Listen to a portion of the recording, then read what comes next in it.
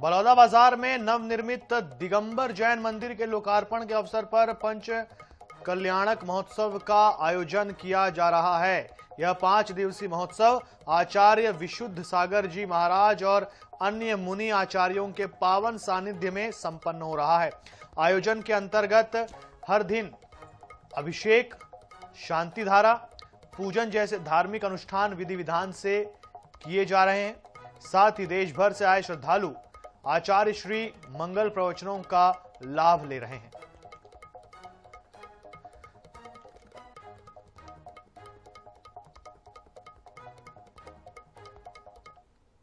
पंच कल्याणक महोत्सव जो है एक जैन धर्म का प्रमुख उत्सव है, जिसमें जीवन के 5 मूल रूप को जो दर्शाया जाता है। और इसी पंच कल्याण महोत्सव का जो आयोजन जो है बलौदाबाजार के नवनिर्मित जो है मंदिर में यहाँ पे जो किया जा रहा है, जैन समाज के, बलौदाबाजार के जैन समाज के जितने भी धर्मावलंबी उनके द्वारा पंच कल्याण महोत्सव के बारे में जानते हैं। हम जैन समाज के प्रमुख हैं, इनसे भी जानेंगे। सर, पहले ये बताएंगे पंच कल्याणक महोत्सव है क्या?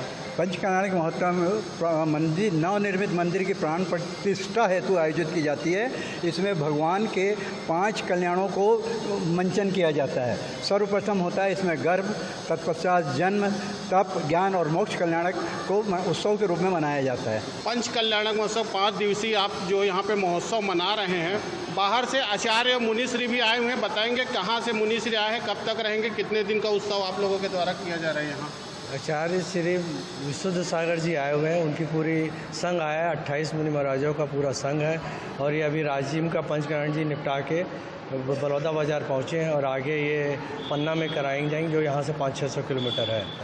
बहुत ही भव्य मंदिर बना है पंच कल्याण आप लोगों के द्वारा। जैन तीर्थ के जो मंदिर है उसमें काफ़ी भव्य है, काफ़ी भव्य और काफ़ी देखने के लायक है। तो इस मंदिर के बारे में बताएंगे, इस मंदिर की विशेषता बताएंगे और इस मंदिर को बनाने में क्या सहयोग रहा, क्या क्या मतलब आप लोगों को इसमें जो इस नवनिर्मित मंदिर में मूल नायक हमारे भगवान शांतिनाथ जी हैं, जो 16वें तीर्थंकर हैं हमारे। और इनके बाईं तरफ आदिनाथ भगवान विराजमान है, जो खड़गासन में हैं, और दाईं तरफ भगवान महावीर हैं, जो अंतिम तीर्थंकर रूप में यहाँ विराजमान हैं। और इस मंदिर की भव्यता, इस मंदिर की विशालता इतना भव्य है कि यहाँ आते ही एक पॉजिटिव एनर्जी भक्तों में उत्पन्न होती है और स्वयं वो श्रद्धा से युक्त हो जाते हैं। काफ़ी अच्छी बात कही। जैन धर्म के प्रमुख हैं, जैन समाज बलौदाबाजार के प्रमुख हैं। इनका कहना है कि जहाँ आते ही जो है लोगों के मन में जो एक विशेष जो श्रद्धा और जो एक आस्था जो है, जो धर्म के प्रति और जो समाज के प्रति जो आती है, उससे लोगों को आत्मिक जो शांति की अनुभूति होती है। iNet 24 न्यूज़ 7 से खुश अग्रवाल, बलौदाबाजार। सिहावा के कर्णेश्वर धाम में कर्णेश्वर मेले का शुभारंभ हुआ। महानदी में हजारों श्रद्धालुओं ने आस्था की डुबकी लगाई। 11वीं शताब्दी में कांकेर के सोमवंशी राजा कर्णराज ने कर्णेश्वर धाम का निर्माण कराया था, जो ऐतिहासिक और धार्मिक धरोहर के रूप में विख्यात है। यहां कर्णेश्वर महादेव के साथ राम, जानकी, नंदी, गणेश और विष्णु के प्राचीन मंदिर स्थित है। 31 जनवरी की रात से शुरू होकर 5 फरवरी तक चलने वाले इस मेले में श्रद्धालु संगम स्नान कर पुण्य लाभ ले रहे हैं।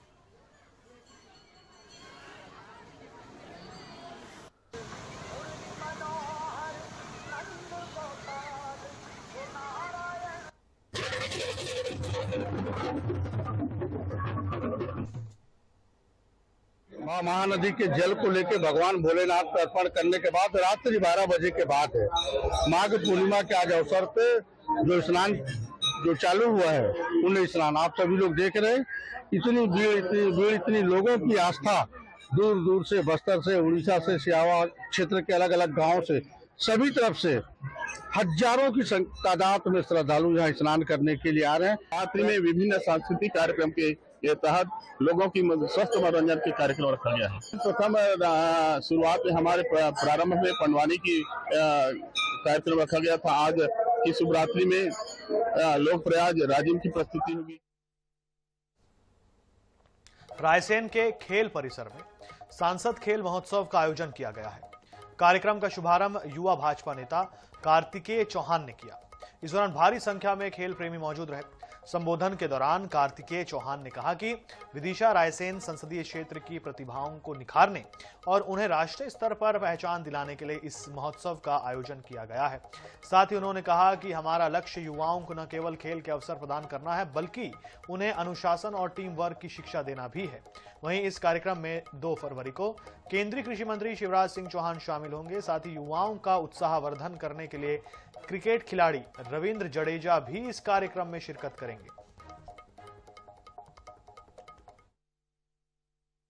सरकार का जो आकर्षण है खेल व्यवस्थाओं के प्रति, उनको लेकर आना और साथ में जिनमें टैलेंट है उनको एक मंच देना, इस उद्देश्य से हमने काम किया और आज ये देखते हुए बड़ी प्रसन्नता है कि ये उद्देश्य साकार होता हुआ दिख रहा है। मैं परमपिता परमात्मा से यही प्रार्थना करूंगा कि सभी खिलाड़ियों की व्यवस्थाओं को बेहतर बनाने में इसी प्रकार हमें संबल देते रहे और आशा करता हूं, प्रार्थना करता हूं कि रायसेन का भी हमारे टूर्नामेंट सफल हो। छिंदवाड़ा में बिछुआ ब्लॉक के स्वर्ण समाज के लोगों ने यूजीसी कानून हटाने को लेकर आवाज उठाते हुए राष्ट्रपति के नाम तहसीलदार को ज्ञापन सौंपा है। उनका कहना है कि यह कानून समानता और मानव अधिकारों के खिलाफ है और जातिवाद को बढ़ावा देता है। इससे स्वर्ण छात्र उच्च शिक्षा से वंचित होंगे और शिक्षा संस्थानों में अराजकता के साथ अपराध बढ़ेगा। उन्होंने यूजीसी कानून को पूर्ण रूप से वापस लेने की मांग करते हुए तहसीलदार को ज्ञापन सौंपा।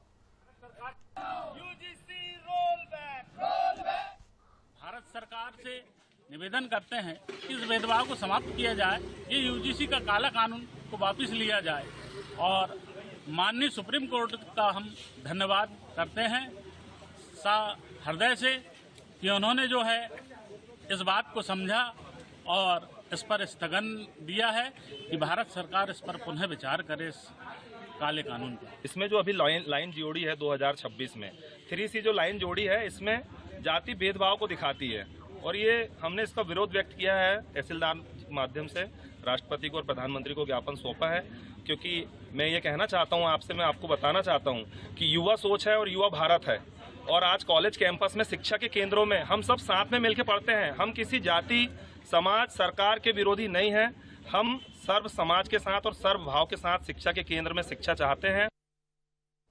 सूरजपुर जिले से मानवता को शर्मसार करने का एक मामला सामने आया है, जहां जंगल के रास्ते सड़क किनारे एक दिन का नवजात लावारिस हालत में बोरे में बंद मिला। दरअसल ओड़गी थाना क्षेत्र के बैजनाथपुर गांव में सड़क किनारे एक नवजात के रोने की आवाज सुनकर ग्रामीणों ने रुक कर देखा, जिसके बाद ग्रामीणों ने नवजात को सामुदायिक स्वास्थ्य केंद्र पहुंचाया। स्वास्थ्य केंद्र में डॉक्टर के अनुसार बच्चा ठीक हालत में है। फिलहाल पुलिस नवजात के माता पिता की तलाश कर रही है।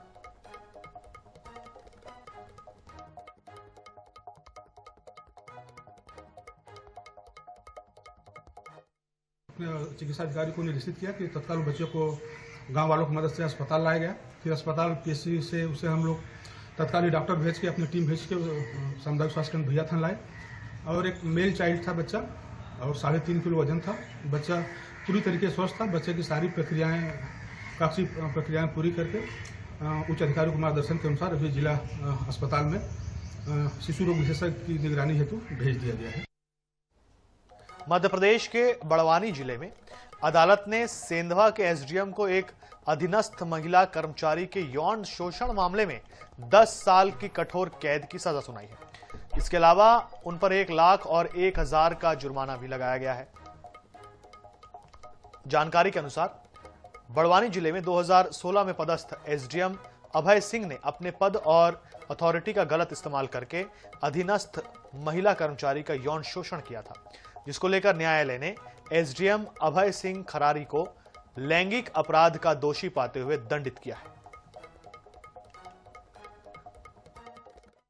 उज्जैन में पदस्थ एसडीएम अभय सिंह खरारी को धारा 374 ग के तहत अधीनस्थ कर्मचारी के साथ लैंगिक अपराध करने के दोषी पाते हुए तथा धारा 323 के तहत 10 साल एवं 1 साल तथा 1 लाख रुपए तथा 1,000 रुपए जुर्माने के सजा से दंडित किया है। घटना जो घटित हुई है वर्ष 2016 से 2024 के बीच में अभियुक्त ने शिकायत करवाई थी कि आरोपी द्वारा उसके साथ लैंगिक अपराध किया गया है। रायपुर कमिश्नरेट में नशे के खिलाफ विशेष अभियान चलाया जा रहा है, जिसमें समस्त पुलिस राजपत्रित अधिकारियों, थाना प्रभारियों सहित साइबर यूनिट को नशे का काला कारोबार करने वाले कारोबारियों पर अंकुश लगाने के लिए आवश्यक दिशा निर्देश दिए गए हैं। इसी क्रम में शनिवार को anti crime and cyber unit की टीम ने खम्हाड़ी थाने क्षेत्र में राजीव नगर के पास एक मकान में हुक्का का अवैध रूप से भंडारण करने वाले व्यक्ति अशोक मदनी को रंगे हाथ पकड़ा है। पुलिस ने आरोपी के पास से हुक्का सहित अन्य प्रतिबंधित सामग्री जब्त की है, जिसकी कीमत करीब 1 लाख रुपए बताई जा रही है।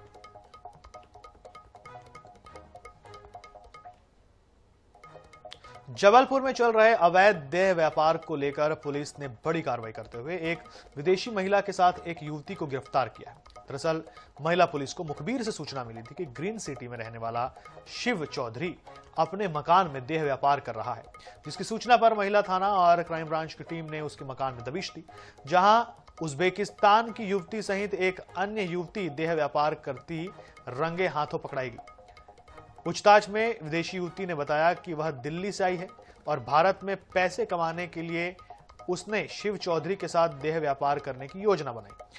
फिलहाल पुलिस आरोपी महिला से पासपोर्ट जब्त कर भारत आने और जाने के दस्तावेज खंगालने में जुटी है।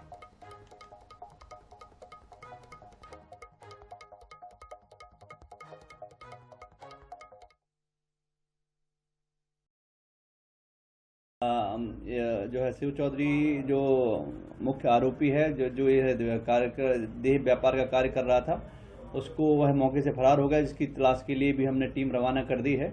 और उसकी पत्नी जो उसके साथ संलिप्त थी, सुषमा चौधरी, उम्र 25 वर्ष, निवासी बावाटोला हनुमान ताल की जो रहने वाली है और माड़ू ताल के ग्रीन सिटी में रह के ये कार्य कर रही थी, उसको हमने दस्तयाब कर लिया है और आगे जो है प्रकरण में अपराध पंजीबद्ध करके कार्रवाई की जा रही है। बीना थाना क्षेत्र के ग्राम हिरण छिपा में बेशकीमती भूमि को फर्जी तरीके से बेचने के मामले में कोर्ट ने 7 आरोपियों को 5-5 साल की कारावास की सजा सुनाई है। अपर लोक अभियोजक आशीष कुमार राठौर ने बताया कि लक्ष्मीबाई की बेशकीमती जमीन को आरोपियों ने रजिस्ट्रार कार्यालय में पेश कर कानूनी दस्तावेज पर हस्ताक्षर कराया।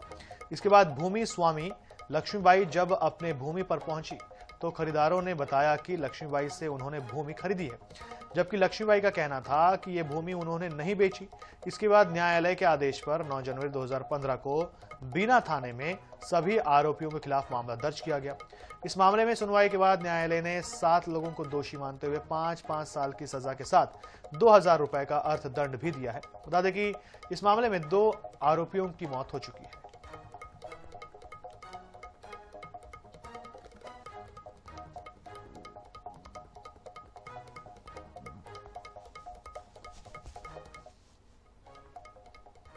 मुंगेली जिले में पुलिस ने वाहन चोरी करने वाले गिरोह का पर्दाफाश किया।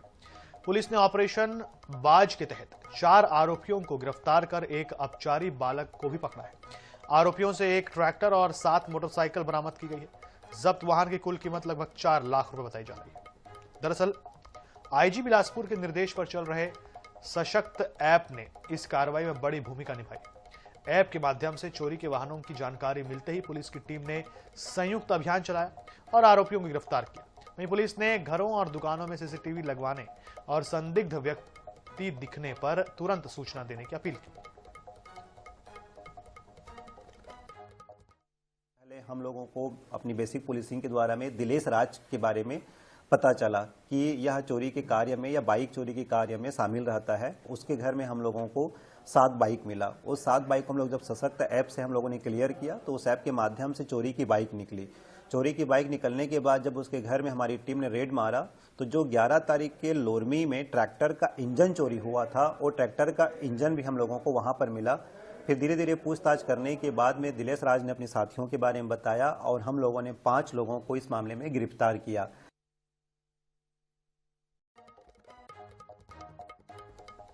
सिलवानी में ऑल इंडिया मंसूरी समाज ने समाज सुधार कॉन्फ्रेंस का आयोजन किया।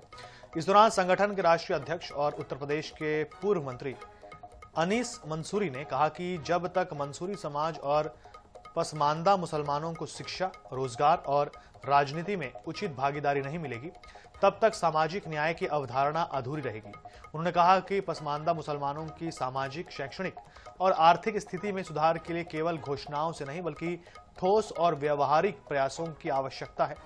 अनीस मंसूरी ने बताया कि वे पिछले 2 दशकों से समाज में शिक्षा के प्रति जागरूकता, गरीब मेधावी विद्यार्थियों को सहयोग के साथ युवाओं को रोजगार से जोड़ने और सामाजिक कुरीतियों के खिलाफ काम कर रहे हैं। सरकारों को चाहिए था कि हमारे समाज के लोगों के फलाह बहबूदी के लिए इनके बच्चे कैसे जिएंगे, कैसे पढ़ेंगे, कैसे आगे बढ़ेंगे, इसके लिए सरकार को कोई व्यवस्था करना चाहिए। हमारे लोगों को भी कहीं ना कहीं इन फैक्ट्री में इन जगह रिजर्वेशन मिल करके, ताकि मंसूरी समाज के लोग अपने पुश्तैनी धंधे को, उन बड़े अंबानी ग्रुप के लोगों के इंडस्ट्री में सारा कारोबार इनके हाथ में होना चाहिए। जबलपुर के थाना गोरखपुर क्षेत्र का एक आदिवासी शासकीय एकलव्य विद्यालय लगातार विवादों में घिरता जा रहा है। विद्यालय के प्रिंसिपल की प्रताड़ना से तंग आकर अतिथि शिक्षिका ने जहर खाकर आत्महत्या करने की कोशिश की। शिक्षिका को इलाज के लिए जबलपुर के एक निजी अस्पताल में भर्ती कराया गया है। शिक्षिका ने बताया कि कई माह से वेतन नहीं मिला है, साथ ही उसे मानसिक रूप से प्रताड़ित किया जा रहा है।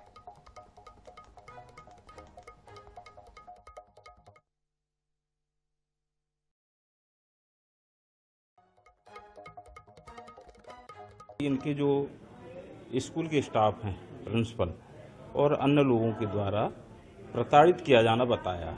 ये तो एकलव्य कोई छात्रावास है, स्कूल, वहाँ पे पदस्थ है। इनकी जागृति नाम है और ये शायद अतिथि शिक्षक ये कुछ हैं।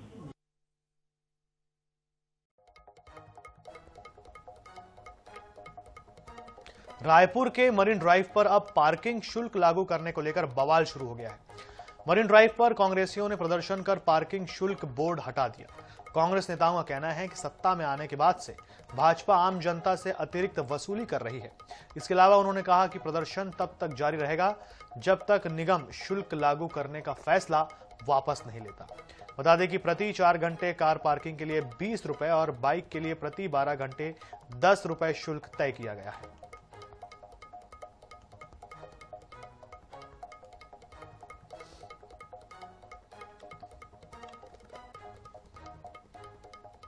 और इसी के साथ इस बुलेटिन में इतना ही। देश और दुनिया से जुड़े रहने के लिए देखते रहिए INS 24/7। मुझे दीजिए इजाजत। नमस्कार।